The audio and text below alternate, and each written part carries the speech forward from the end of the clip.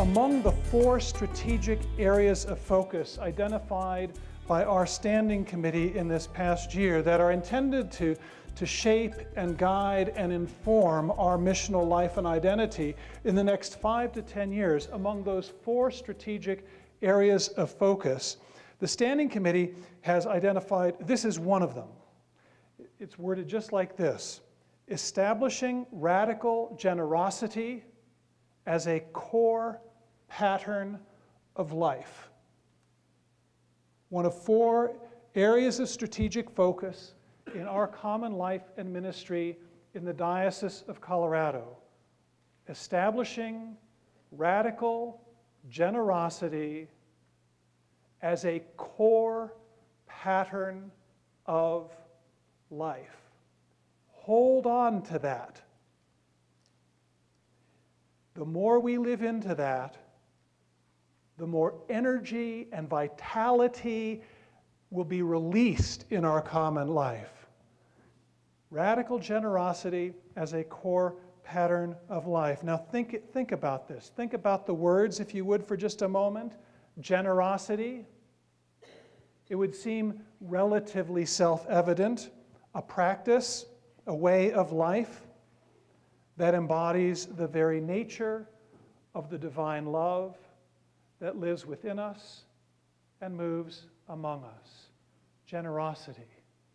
It's the essence, the very nature of the divine love that is Jesus. And then think about the second word, radical. This is not a word that speaks of outrageous, over-the-top, extraordinary, out-of-the-box, wild and wide-eyed behavior, even though we think that's what the word radical means.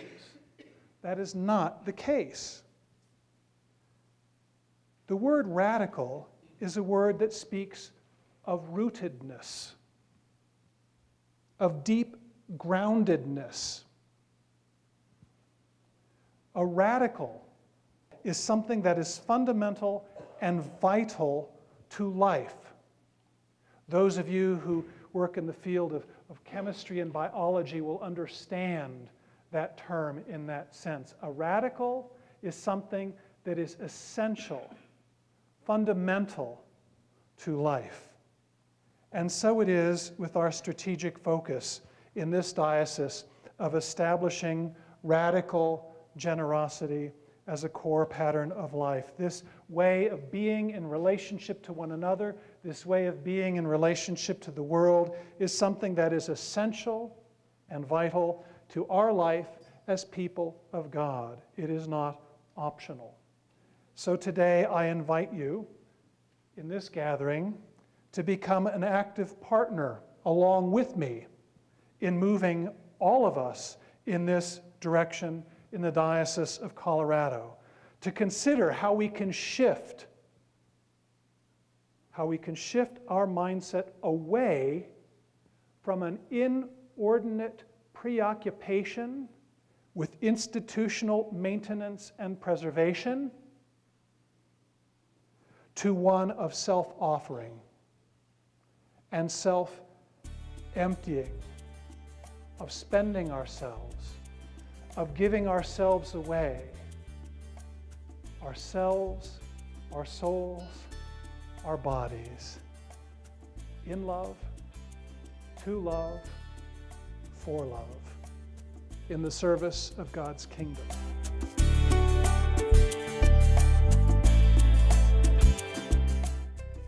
The Pantocrator icon, the icon of Christ in power and glory, is the icon in which we're aware of the awe, the holy awe of God. Not fear, but awe, and that's so different. It's got a different tone.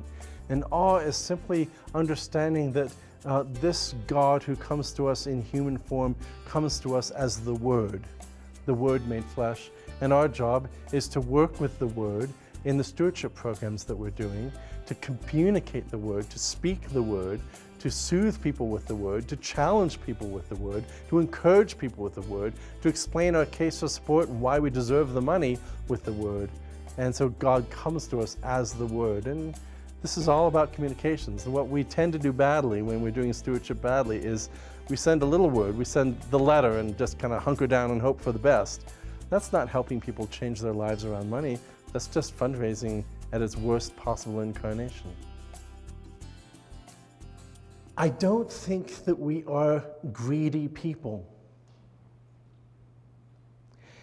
I think we're scared people. And I think that our greed is just the way we scream. Disease, tsunami, planes into buildings, cancer diagnosis in a doctor's office, that phone call.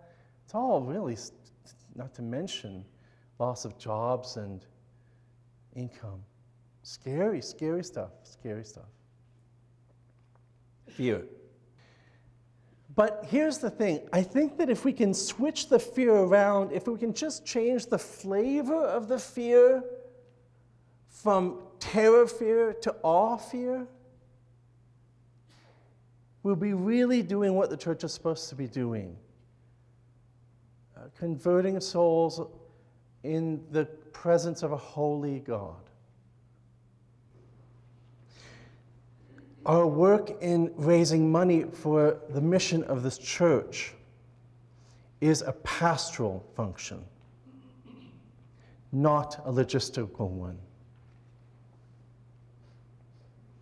It is a pastoral effort with logistical implications, but we usually treat it as a logistical effort with pastoral implications. And until we flip that around, we're not going to get the job done. And what's the job? Helping people's conversion of life.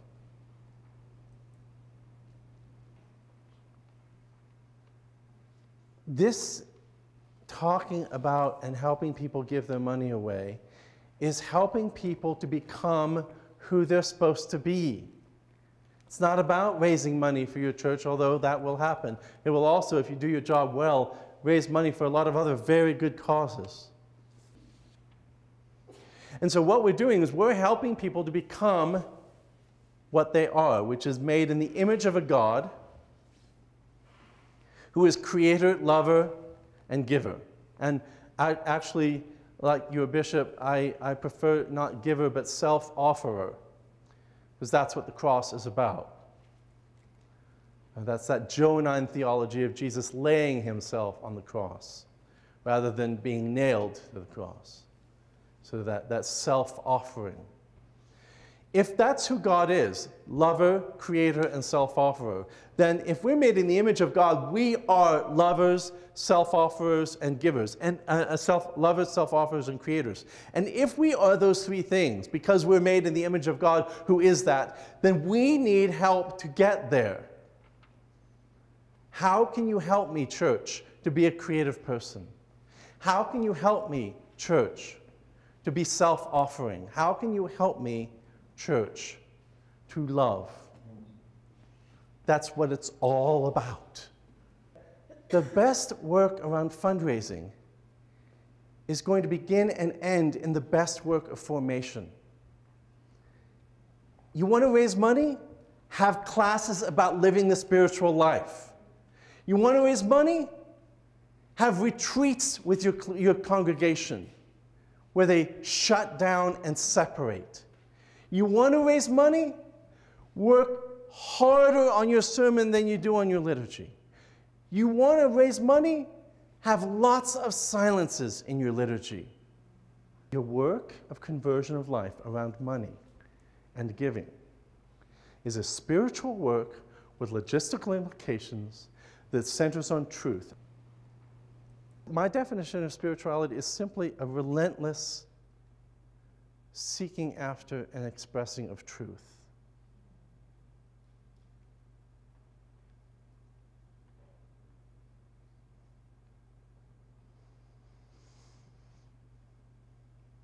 I think Pilate had the question right. I think Pilate had probably the only question. And then Jesus doesn't even respond. He answers it by what he does over the next few days. He shows Pilate what truth is.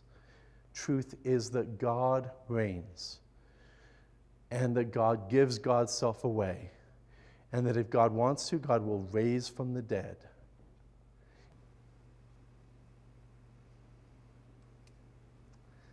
And so speaking truth in love is the bottom line here.